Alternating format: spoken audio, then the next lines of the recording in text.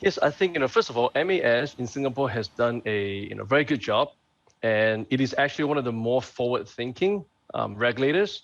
And if we compare against some of the other regions around Asia, MAS is actually one of the earliest regulators to regulate the whole crypto industry, starting with the Payment Services Act.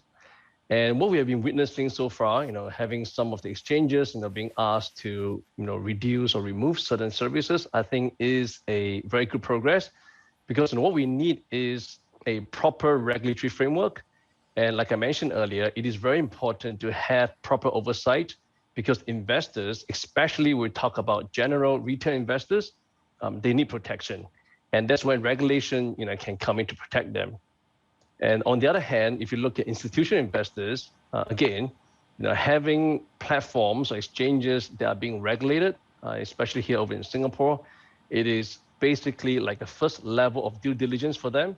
So it will promote, more institutional adoption, which is beneficial for the overall ecosystem.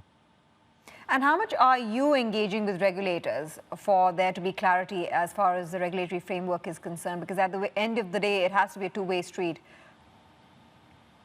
Yeah, that's right. Here in Gemini, we are having very constant dialogue, very open conversation with our regulators here in Singapore. We are a licensed applicant under the PSA Act. We're currently operating as an exempt under exempt status.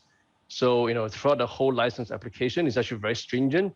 There's a lot of questions that's being posed. So there's a lot of back and forth. And because, this industry is still evolving, so there's a lot of, open points that needs to be discussed. And you mentioned about, knowing identity of investors or users that are trading on the platform.